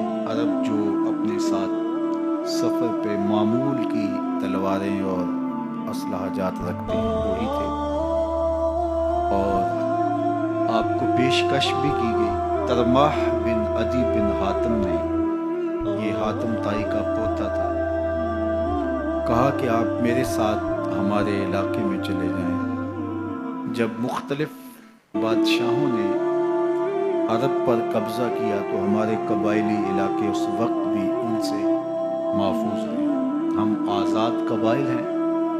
میں چند دنوں میں آپ کی پشت پر 30,000 کا لشکر کھڑا کر دوں گا جو جانثار ہوگا۔ لیکن حضرت امام حسین رضی اللہ تعالیٰ عنہ نے ترماح بن عدی کی اس پیشکش کو قبول نہیں کیا اور آگے بڑھے۔ دشت نینوا میں، جسے دشت کربلا بھی کہتے ہیں، حر بن یزید ریاحی 500 سواروں کو ساتھ لے کر کے حضرت امام حسین کو محصور کر دیتا ہے، اور پھر یزید کا لشکر وہاں جمع ہونا شروع ہو جاتا ہے۔ 22,000 یا 30,000 کا لشکر امام حسین رضی اللہ تعالی عنہ کے اطراف میں لگا دیا گیا۔ 3 دن تک اس خانوادے کے لیے پانی بند کر دیا۔ پانی کے بغیر تو انسان کی زندگی معطل ہو جاتی ہے، اور 3 دن کی مسلسل پیاس، اور پیاس میں بلکتے 6 ماہ کے بچے، خواتین اور بوڑھے۔ لیکن عزیمت کی راہوں کے یہ مسافر کسی صورت بھی یزید سے بیعت کرنے پہ آمادہ نہ ہوئے۔ یہ ایک ہیلا تھا کہ پانی بند کریں گے، بچے بلکیں گے، خواتین بے چین ہو جائیں گی تو یہ مجبور کر دیے جائیں گے۔ لیکن کہا تم جو کرنا ہے کرو۔ یہ بات طے شدہ ہے کہ ہم یزید سے بیعت نہیں کریں۔ پھر 3 ماہ پانی بند کرنے کے بعد حضرت امام حسین رضی اللہ تعالیٰ عنہ اور ان کے خاندان کو جس طرح ذبح کیا گیا، یہ ایک دردناک کہانی ہے۔ 72 افراد کربلا میں شہید کر دیے گئے۔ اہل حق کا یہ قافلہ بھوک اور پیاس سے نڈھال تھا، لیکن عزیمت کی راہوں کا یہ مسافر سرنگوں نہیں ہوا اور یزید کے ہاتھ پہ بیعت نہیں کی۔ امام حسین رضی اللہ تعالی عنہ آپ کے بیٹے، بھائی، بھتیجے، بھانجے، آیان و انصار، محبین شہید کر دیے گئے۔ 70 لوگ آپ سے پہلے شہید کیے گئے، پھر امام حسین رضی اللہ تعالی عنہ شہید کر دیے گئے۔ سوید نامی ایک زخمی، وہ چھری لے کر کے حملہ آور ہوئے اور وہ بھی شہید کر دیے گئے۔ یہ کربلا کے آخری شہید جو حضرت امام حسین کے بعد شہید ہوئے۔ لیکن ان کی خون آشام تلواروں کی ابھی پیاس نہیں بجھی، اور ان کی آتش غیظ و غضب ابھی ٹھنڈی نہیں ہوئی۔ شمز الجوشن حضرت علی اوسط، جنہیں امام زین العابدین کے نام سے دنیا جانتی ہے، 14 سال کی عمر میں تھے، بیمار تھے، خیمے میں گھس کے ان کو بھی شہید کرنے لگا تو حمید بن مسلم نے کہا کہ کیا بچوں کو بھی شہید کیا جائے گا؟ تو وہ رک گیا۔ عمر بن سعد کے حکم نامے سے مقدس لاشوں پر گھوڑے دوڑائے گئے، حتیٰ کہ ان کی ہڈیاں چور چور ہو گئی، اور شہیدوں کے نیزوں پہ چڑھا دیے گئے۔ حسین ابن علی اور ان کے آیان و انصار کاٹ دیے گئے۔ فتح کے نقارے بجے، جشن منائے گئے، اور یہ قافلہ کربلا سے کوفے کی جانب روانہ ہوا۔ شہیدوں کے سر نیزوں پہ آگے آگے چل رہے ہیں، اور اونٹوں کے اوپر حضور کی بیٹیاں، حضور کی شہزادیاں اور حضرت امام زین العابدین کو باندھا گیا ہے، اور یہ تقدس مآب قافلہ کوفے پہنچتا ہے۔ ابن زیاد بہت خوش تھا کہ جیسے اس نے کوئی بہت بڑا کام کر لیا ہے۔ نواسہ رسول کا سر ایک تشت میں رکھا اس کے سامنے تھا، اور وہ چھڑی سے آپ کے ہونٹوں اور آپ کے دانتوں پر ضرب لگاتا۔ حضرت زید بن ارقم رضی اللہ تعالی عنہ صحابی رسول اس مجلس میں موجود تھے۔ وہ کھڑے ہو گئے، غصے سے ان کا بدن کانپ رہا تھا، اور آپ نے کہا، ظالم، چھڑی کو یہاں سے ہٹا لے، میں نے خود ان آنکھوں سے رسول اللہ کو یہ ہونٹ چومتے ہوئے دیکھا ہے۔ ابن زیاد غصے میں بپھرا ہوا بولا، اگر تو بوڑھا نہ ہوتا تو میں تیری گردن اڑا دیتا۔ حضرت زید بن ارقم روتے ہوئے دربار سے باہر نکلے، اور ساتھ اہل کوفہ کو مخاطب کر کے کہا کہ اہل کوفہ، تم نے حسین ابن علی کو شہید کر دیا، اور ابن مرجانہ کے غلام بن گئے۔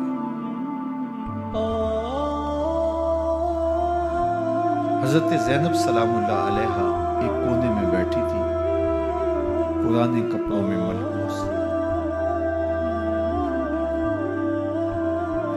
ایک وہ وقت بھی تھا کہ سیدہ زینب سلام اللہ علیہا جب کوفے میں آئیں،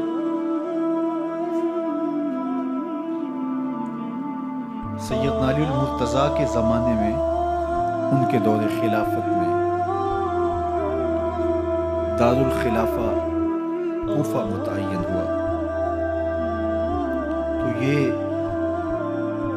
مدینے سے کوفے آئیں، تو اس وقت کوفے کی معزز خواتین نے ان کا استقبال کیا۔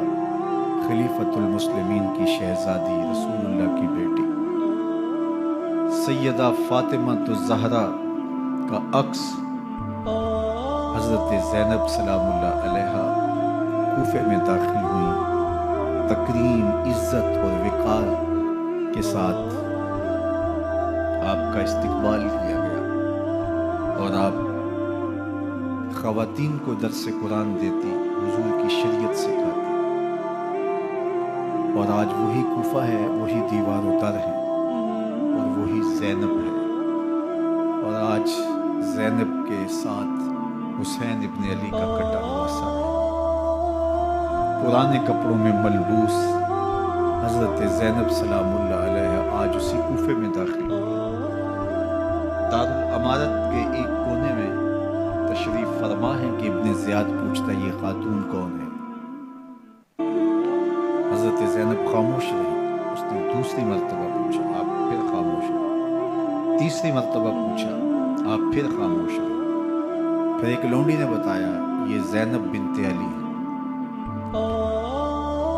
تو اس کے سامنے حضرت امام حسین کا کٹا ہوا سر پڑا تھا، اور وہ حضرت زینب سے مخاطب ہو کے کہنے لگا کہ اللہ نے تمہیں شکست دی اور یزید بن معاویہ کو فتح عطا کی۔ تو حضرت زینب سلام اللہ علیہا پھر دربار ابن زیاد میں ایک خوبصورت خطبہ عطا کیا، زینب بول رہی تھی، لگ رہا تھا مولا کائنات بول رہے ہیں۔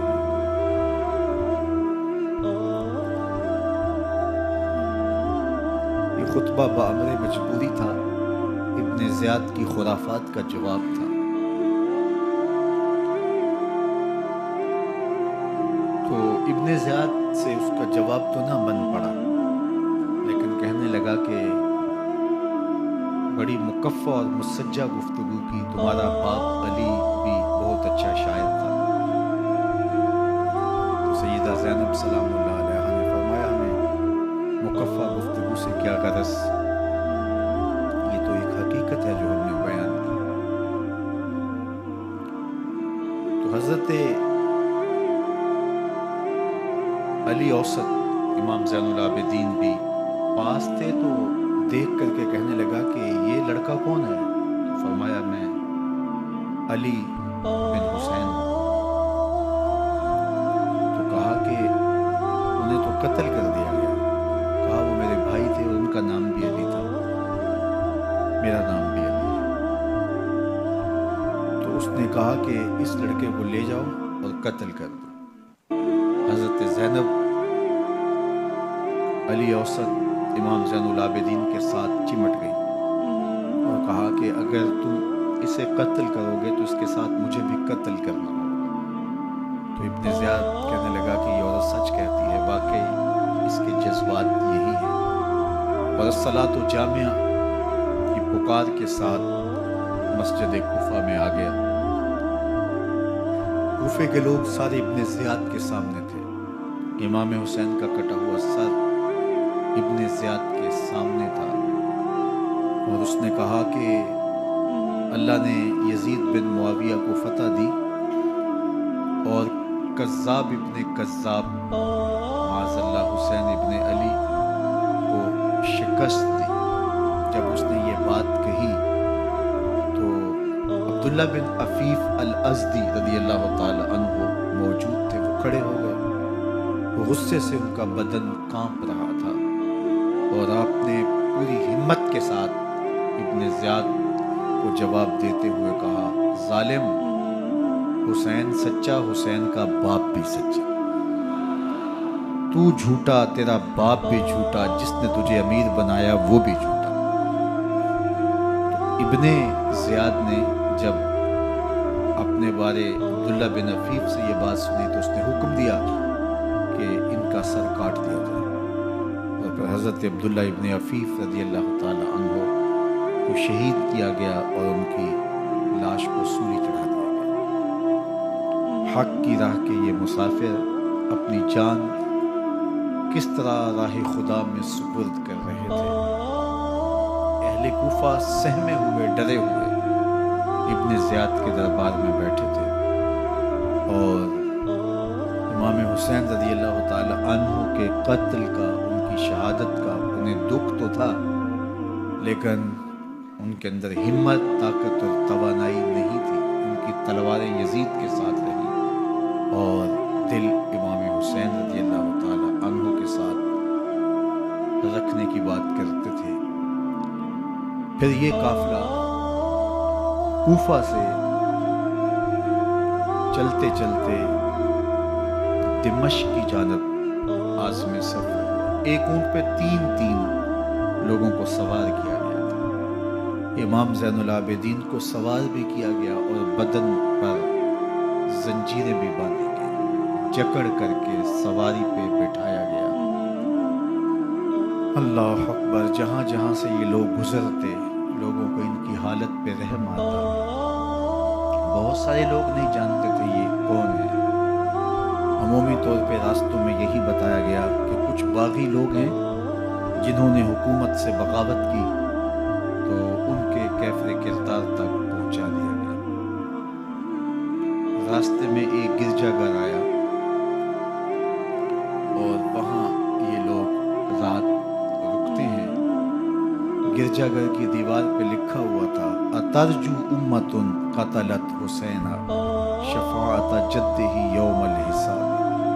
کیا وہ امت جنہوں نے حسین ابن علی کو شہید کیا، قیامت کے دن انہی کے نانے سے شفاعت مانگیں گے؟ کس منہ سے شفاعت طلب کریں گے؟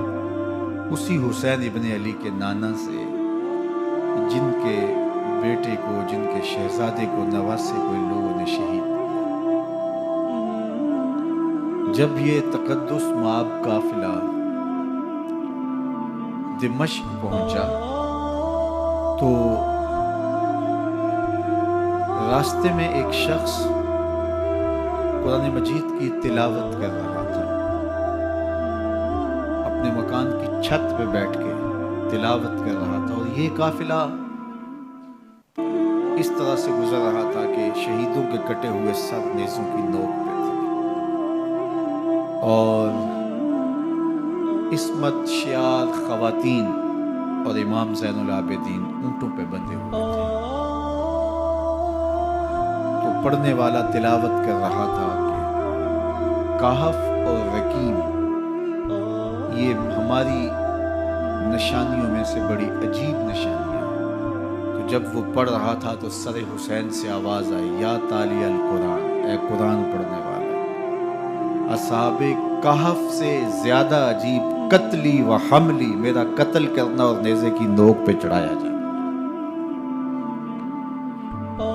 یہ قافلہ یزید کے دربار میں پہنچتا ہے۔ یزید بہت خوش ہوا اور اس نے حضرت امام زین العابدین رضی اللہ تعالیٰ عنہ سے کہا کہ تمہارے باپ نے میری حکومت کے خلاف بغاوت کی اور وہ اپنے انجام کو پہنچا۔ تو آپ نے جواب میں قرآن مجید کی آیات کی تلاوت کی اور اہل بیت کے مناقب اور فضائل بیان کیے۔ سیدہ زینب سلام اللہ علیہا کا ایک خطبہ اہل بیت کی عظمت، مناقب اور فضائل میں یزید کے دربار میں اپنی انوکھی اور البیلی شان رکھتا ہے۔ یزید پہلے تو خوش ہوا، لیکن جب اس نے لوگوں کے چہرے دیکھے تو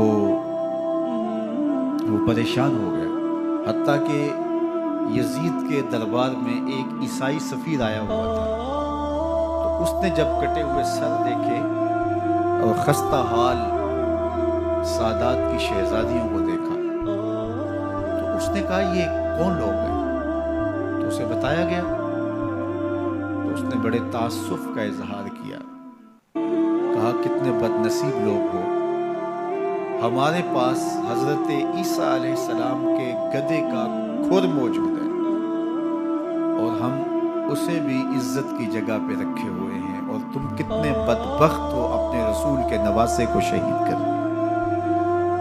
بے مروت بے وفا تیرا بھی کیا افسانہ ہے، جس نے اپنی ہی شمع کو گل کیا تو وہ پروانہ ہے۔ تو یزید نے جب لوگوں کے تیور دیکھے اور بدلتے ہوئے حالات دیکھے تو اس نے تعصف کا اظہار کیا اور کہا اللہ برا کرے ابن زیاد کا، وہ امام حسین کو میرے تک پہنچنے دیتا تو میں ان سے اچھا معاملہ کر دیتا۔ کچھ لوگ اس سے یزید کو بری الذمہ قرار دینے کی کوشش کرتے ہیں، لیکن یزید کے اپنے حکم سے سب کچھ ہوا۔ ابن اسیر نے لکھا ہے کہ جب یزید مرا تو ابن زیاد دمشق آ رہا تھا، اس کے ساتھ مسافر بن شریح بھی تھا، تو اچانک وہ کچھ سوچنے لگا۔ تو مسافر بن شریح نے کہا کہ ابن زیاد میں تمہیں بتاؤں تم کیا سوچ رہے ہو؟ کہا بتاؤ۔ کہا تم یہ سوچ رہے ہو کہ میں نے نواسہ رسول کو شہید کیوں کیا؟ تو کہنے لگا کہ یہ مجھے یزید کا حکم تھا، اور اگر میں نواسہ رسول کو شہید نہ کرتا تو وہ مجھے قتل کر دیتا۔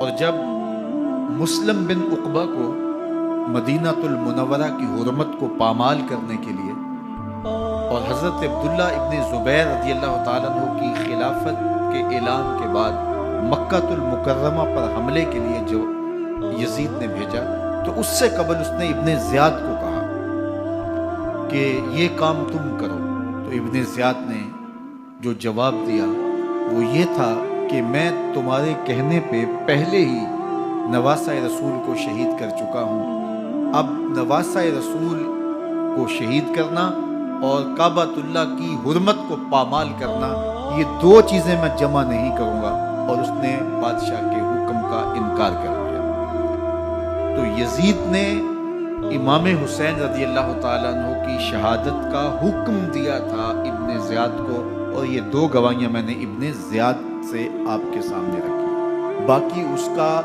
یہ سیاسی پینترا کہ وہ تعصب کا اظہار کرے، تو قاتل کی پشیمانی مقتول کی اہمیت تو بڑھا سکتی ہے، لیکن قاتل کے دامن سے قتل کا داغ نہیں دھو سکتی۔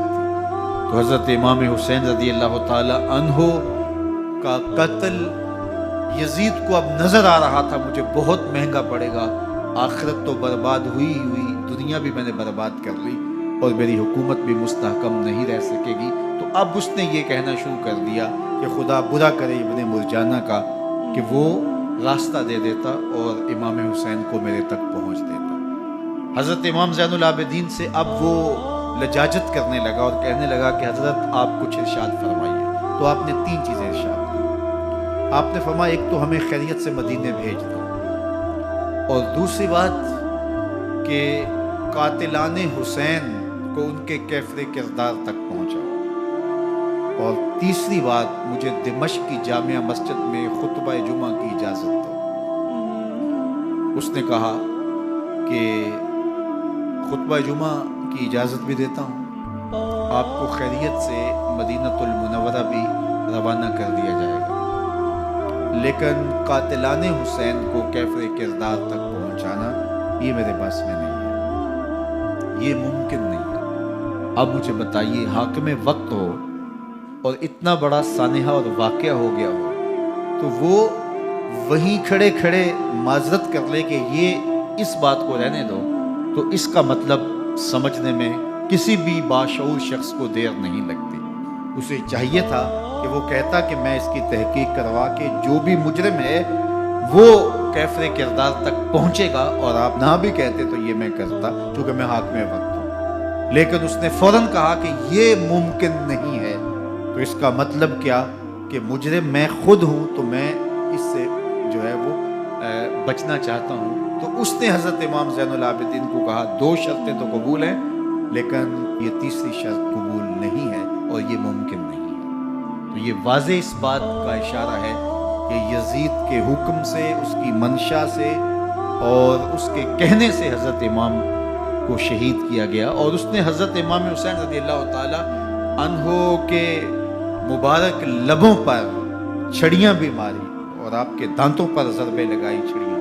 وہ تو ایک صحابی وہاں موجود تھے جو کھڑے ہو گئے، انہوں نے کہا ارفع ھذا القدیب عن ھاتین الشفتین، ان ہونٹوں سے چھڑی ہٹا لے، میں نے ان آنکھوں سے رسول اللہ کو یہ ہونٹ چومتے ہوئے دیکھا۔ اس طرح ابن زیاد کے دربار میں ہوا تو یہاں بھی ہوا۔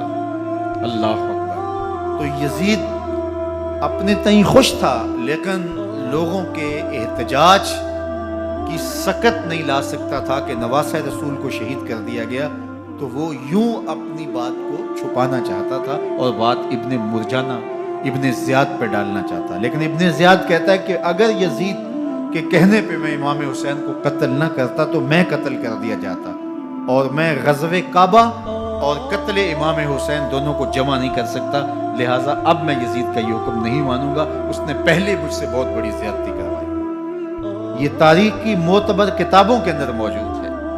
اب یزید نے کہا دو باتیں مان لیتا ہوں، آپ کو مدینہ المنورہ بھی رخصت کر دیتے ہیں، اور دوسرا آپ کو مسجد دمشق میں خطبہ کی اجازت بھی دیتے ہیں۔ اللہ اکبر۔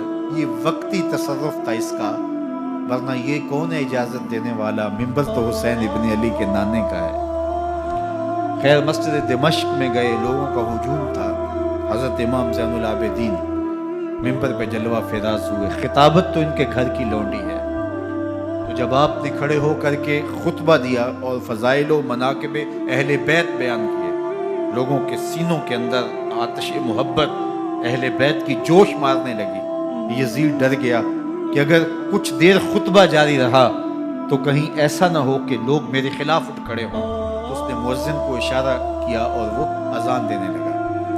تو اس نے کہا اللہ اکبر اللہ اکبر۔ تو حضرت امام زین العابدین نے کہا اس میں کوئی شک نہیں کہ اللہ سب سے بڑا ہے۔ پھر کہا اشہد اللہ الہ الا اللہ۔ تو امام زین العابدین نے فرمایا کہ ہم نے اس بات کی اپنے خون سے گواہی دی ہے کہ اللہ کے علاوہ کوئی معبود نہیں۔ پھر اس نے کہا اشہد ان محمد رسول اللہ۔ تو حضرت امام زین العابدین نے یزید کی آنکھوں میں آنکھیں ڈال کے کہا یزید دیکھ اذان میں تیرے نانے کا نام ہے یا میرے نانے کا نام ہے؟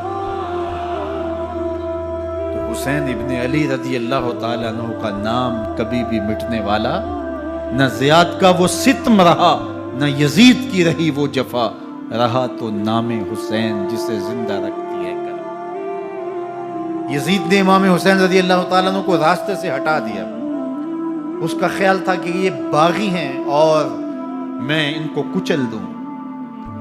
حضرت امام حسین شہید کر دیے گئے، ان کا خاندان شہید کر دیا گیا۔ صرف 14 سال کے امام زین العابدین رضی اللہ تعالیٰ عنہ اس حادثے میں، اس واقعہ میں جو ہے وہ بچے، اور سب سے زیادہ دکھ اپنی آنکھوں سے انہوں نے دیکھے۔ کربلا کا منظر بھی دیکھا، کوفے کا دارالعمارہ بھی دیکھا، اور دمشق کا دربار یزید بھی دیکھا، اور پھر یہاں سے مدینے پہنچ کر اہل مدینہ سے جو سامنا ہوا امام زین العابدین نے وہ لمحے بھی دیکھے۔ کہتے ہیں اس واقعہ کربلا کے بعد حضرت امام زین العابدین کبھی ہنسے نہیں تھے۔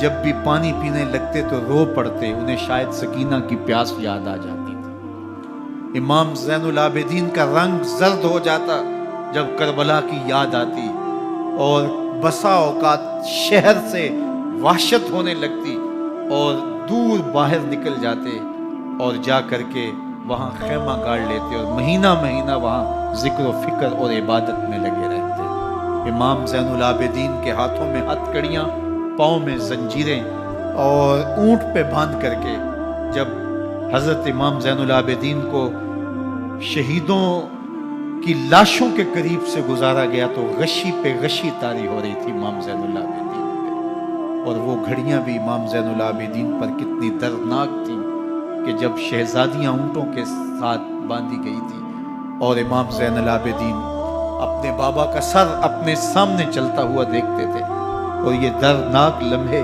کہ جب رات کی گھڑی آئی تو زینب سلام اللہ علیہ نے دیکھا کہ زین العابدین کے آنسو نہیں تھمتے اور ان کو غشی پہ غشی آتی ہے، تو وہ آگے بڑھ کے ان کو اپنی آغوش میں سمیٹتی ہیں اور کہا زین العابدین کیا ہوا؟ کہا کہ پھپھو جان اگر ہو سکے تو بابا کا سر کچھ دیر کے لیے میری گود میں نہیں آ سکتا ہے۔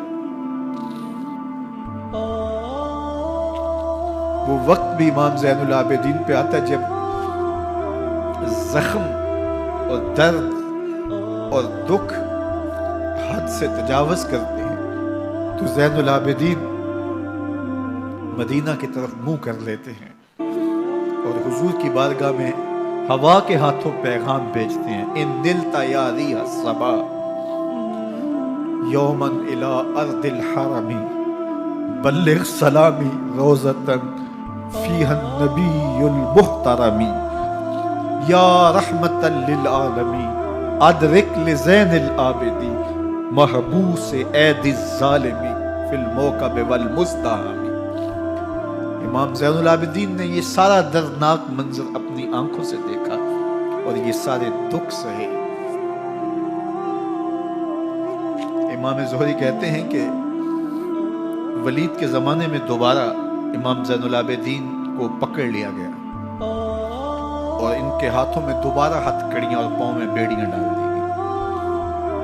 میں ملنے گیا تو جو ہی امام کے ہاتھوں میں ہتھ کڑیاں دیکھی تو میرا دل ڈولنے لگا اور میری آواز گلے میں دب گئی اور آنسو تھے کہ تھمتے نہیں تھے۔ تو امام زین العابدین نے مجھے دیکھا تو مجھے تسلی دیتے ہوئے کہا زہری کیا ہوا تمہیں؟ تو میں نے کہا حضرت کربلا میں تھوڑے دکھ دیکھے تھے اور اب یہ حالت مجھ سے دیکھی نہیں جا رہی۔ تو امام زین العابدین نے ان زنجیروں کو اور ان ہتھ کڑیوں کو جن سے آپ جکڑے گئے تھے جھٹکا دیا، لوہے کی زنجیریں ٹوٹ گئی۔ کہا زہری ہم اللہ کی تقدیر پہ راضی ہے ورنہ یہ زنجیریں کیا ہوتی ہیں۔ امام زین العابدین کو اللہ نے عزتوں سے نوازا تھا، ہر دور کے حاکم وقت ڈرتے تھے اور ان کی عزت سے حسد کرتے تھے۔ ولید بن عبد الملک بنو امیہ کا بڑا تگڑا حکمران گزرا ہے۔ ایک دن طواف کرتے کرتے حجر اسود کے سامنے آیا، اس کے دل میں آیا کہ میں حجر اسود کو بوسہ کروں، لیکن رش اتنا تھا کہ آگے بڑھنے کی ہمت نہ ہوئی اور پیچھے ہٹ کے کھڑا ہو گیا کہ رش کم ہوتا ہے تو میں حجر اسود کو چومتا ہوں۔ اتنے میں امام زین العابدین رضی اللہ تعالی عنہ وہ بھی طواف کرتے کرتے حجر اسود کے قریب آئے، ایک لمحے کے لیے توقف کیا، لوگوں نے راستہ چھوڑ دیا۔ امام زین العابدین آگے بڑھے، حجر اسود کو چوما، پھر آگے بڑھ گئے۔ ولید بن عبد الملک کو بڑا غصہ آیا کہ لوگوں نے میرے لیے تو راہیں نہیں چھوڑی اور زین العابدین کے لیے راہیں چھوڑ دی ہیں، تو وہ اپنے درباری شاعر کو، فرزدق کو جو اس کے ساتھ کھڑا تھا، اس کو پوچھتا ہے من ھذا، یہ کون ہے؟ حالانکہ اسے پتا تھا یہ امام زین العابدین۔ بعض اوقات سوال تفہیم کے لیے کیا جاتا ہے، سمجھنے کے لیے کیا جاتا ہے، اور بعض اوقات سوال تحقیر کے لیے کیا جاتا ہے۔ جس طرح کسی شخص کو آپ پسند نہ کرتے ہو اور وہ کوئی کام کرے تو آپ کہتے ہیں یہ کون ہے، یہ کون ہے؟ تو اس نے کہا من ھذا، یہ کون ہے؟ اب فرزدق شاعر تھا اور درباری شاعر تھا، اسے اچھی طرح پتا تھا کہ من ھذا سے بادشاہ کیا سننا چاہتا ہے، لیکن آج اس کی غیرت ایمانی جاگی۔ بادشاہ نے کہا من ھذا، یہ کون ہے؟ تو فرزدق نے بادشاہ کی آنکھوں میں آنکھیں ڈال کے کہا بادشاہ تو نہیں جانتا یہ کون ہے؟ اس کو تو بطحا کے سنگ ریزے بھی جانتے ہیں، اس کو تو زمین والے بھی جانتے ہیں، آسمان کے فرشتے بھی جانتے ہیں۔ یہ فاطمہ کا بیٹا ہے، یہ علی کا شہزادہ ہے، یہ رسول اللہ کا نواسہ ہے۔ تیرا من ھذا کہنا اس معرفہ کو نکرا نہیں کرے گا، یہ کل بھی معرفہ تھا، یہ آج بھی معرفہ ہے۔ کھڑے کھڑے امام زین العابدین کی شان میں ایک طویل قصیدہ لکھ دیا۔ بادشاہ تو اس سے کچھ اور سوچ رہا تھا، الٹ ہو گیا، اس نے ایک فرزدق کو جیل میں ڈال دیا۔ امام زین العابدین کو پتا چلا، اپنے اشرفیوں کی 2 تھیلیاں خادم کے ہاتھ بھیجی کہ ہماری وجہ سے تمہارے اوپر یہ افتاد پڑی ہے۔ تو اس نے تھیلیاں قبول کی، چوما آنکھوں سے لگائیں اور پھر خادم کے ہاتھ میں دیتے ہوئے کہا امام کو میرا سلام دے دینا اور کہنا حضرت ساری زندگی نے ٹگوں کے لیے، ان پیسوں کے لیے، اشرفیوں کے لیے شاعریاں کی ہیں، یہ جو میں نے قصیدہ لکھا ہے آپ کے نانا کی شفاعت کے لیے لکھا ہے، جو دلوں کو فتح کر لے وہی فاتح زمانہ۔ امام حسین کو تو کاٹ دیا گیا نا، اس لیے کاٹ دیا گیا کہ یہ ہماری حکومت سے بغاوت کر رہے ہیں، انہوں نے یہ کہا، بہانہ یہ بنایا، نظم حکومت میں یہ مخل ہو رہے ہیں، لہٰذا انہیں شہید کر دیا گیا۔ نہ صرف انہیں شہید کیا گیا، سر کاٹے گئے، نیزوں کی نوک پہ چڑھائے گئے، لاشوں پہ گھوڑے دوڑائے گئے۔ کیا کیا ظلم تھا، کیا کیا جبر تھا جو روا نہیں رکھا گیا، پیاسا رکھا گیا، بھوکا رکھا گیا، 6 ماہ کے بچے بھی نہیں چھوڑے گئے۔ امام حسین جب حضرت علی اصغر کو اپنے ہاتھوں پہ اٹھا کے فرات کے کنارے جا کھڑے ہوئے تو آپ نے اشقیاء سے مخاطب ہو کے کہا کہ تمہاری لڑائی تو مجھ سے ہے، اس 6 ماہ کے بچے نے تمہارا کچھ نہیں بنا۔ چلو سے پانی بھرا تاکہ اصغر کا حلق تر ہو جائے، تو پانی ابھی حلق تک نہیں پہنچا، 2 شاخہ سنسناتا ہوا تیر آیا اور علی اصغر کا گلا چیر گیا۔ اور کہتے ہیں وہ جو تیر تھا جو حضرت علی اصغر کا گلا چیر کے آگے گزرتا ہے، وہ تیر تھا جو جانوروں کو مارنے کے لیے استعمال کیا جاتا ہے۔ گردن لٹک جاتی ہے، خون بہنے لگتا ہے، امام حسین اس خون کو آسمان کی طرف اچھال کے کہتے ہیں مالک حسین کی یہ قربانی بھی قبول فرما۔ نسل مٹا دی گئی، شہید کر دیے گئے، گھوڑے دوڑائے گئے، سادات کرام عصمت شعار پیغمبر زادیوں کو اونٹوں پہ بٹھایا گیا، رسیوں سے جکڑا گیا، چادریں چھیننے کی کوشش کی گئی، کیا کچھ نہیں ہوا۔ تاریخ دردناک ہے، اور یہ پیغمبر کے ماننے والوں نے، کلمہ پڑھنے والوں نے یہ سب کچھ کیا۔ بے مروت، بے وفا، تیرا بھی کیا افسانہ ہے، جس نے اپنی ہی شمع کو گل کیا تو وہ پروانہ ہے۔ لیکن یزید کی دلیل یہ تھی کہ یہ حکومت کا نظم چلتا ہے، اسے چلنے دیا جانا چاہیے، انہوں نے کیوں رکاوٹ ڈالی ہے؟ لہٰذا یہ باغی ہیں، ان کو کاٹ دیا جائے۔ میں کہتا ہوں امام حسین کو شہید کر دیا گیا، ان کے اعیان و انصار کو شہید کر دیا گیا، پورے خاندان کو پیاسا رکھ کے ذبح کر دیا گیا، 6 ماہ کے بچے بھی نہیں چھوڑے گئے، 80 سال کے بوڑھوں کو بھی شہید کیا گیا، خواتین کو اونٹوں پہ بٹھایا گیا اور گلی گلی عصمت معاب پیغمبر رحمت کی شہزادیوں کو کوفے اور دمشق کے بازاروں کے اندر بٹھایا گیا۔ تو مجھے بتائیں اس کے بعد یزید کی حکومت نے کیا کیا، ان کا کیا کارنامہ تھا؟ کتنے محدث پیدا ہوئے، کتنے مفکر پیدا ہوئے، کتنے جرنیل پیدا ہوئے، کتنے صوفی پیدا ہوئے؟ کون تھا جو ان کے تخت و تاج اور ان کی حکومت جس کو بچانے کے لیے اتنا بڑا حادثہ کر دیا اور پیغمبر کے بیٹوں کو شہید کر دیا؟ تو کیا پھر اس حکومت نے کیا؟ یزید کا اپنا بیٹا تخت پہ بیٹھنے کے لیے تیار نہیں تھا۔ 6 ماہ کے بعد اس کی لاش گھر سے نکلی، اس نے کہا کہ یہ تخت جو ہے وہ آل رسول کے خون پہ بنا ہے، میں اس پہ نہیں بیٹھوں گا، اور رسوا ہو گئے۔ اور یزید جس کو زوم تھا کہ میں اتنی بڑی سلطنت کا مالک ہوں، اس کو بچانا ہے، اس سلطنت نے اسلام کے لیے کیا کیا؟ مجھے بتاؤ، کون سے جرنیل پیدا کیے، کون سے حکمران پیدا کیے، اس نے کون سے توانا لوگ پیدا کیے، کون سے محدث، کون سے مفکر، کون سے مصلح پیدا کیے؟ اور جس خاندان کو کاٹ دیا گیا، صرف ایک 14 سال کا علی اوسط زین العابدین بچا۔ اور ذرا حسین ابن علی کی نسل دیکھو، جعفر صادق کس نسل سے ہیں، باقر العلوم کس نسل سے ہیں، حضرت غوث اعظم کس کے شہزادے ہیں، حضرت داتا گنج بخش علی حجویری کس کے بیٹے ہیں، اور حضرت معین الدین چشتی اجمیری کس کے بیٹے ہیں؟ آج زمانے کو جو بھی دیا ہے حسین کے بیٹوں نے دیا۔ یزید تخت بچا کر بھی امت کو کچھ نہ دے سکا، اور امام حسین نے سب کچھ لٹا کے امت کو ایمان کی بہاریں عطا کر۔ آج جہاں بھی منبر و محراب کی رونق نظر آ رہی ہے، اس کے پیچھے حسین کا کوئی بیٹا کھڑا ہوا نظر آ رہا ہے۔ اللہ اکبر! اس دین کے خاکے میں رنگ ہی حسین ابن علی کے خون نے بھرا ہے۔ حسین اگر نہ شہید ہوتا تو آج گھر گھر یزید ہوتا، اسلام کی عظمت عیاں نہ ہوتی، خدا کے گھر میں اذان نہ ہوتی، بار الہ نوحہ سناتا پھرتا، تا روز جزا اشک بہاتا پھرتا، امداد نہ کرتے اگر کربلا میں حسین، اسلام تیرا ٹھوکریں کھاتا۔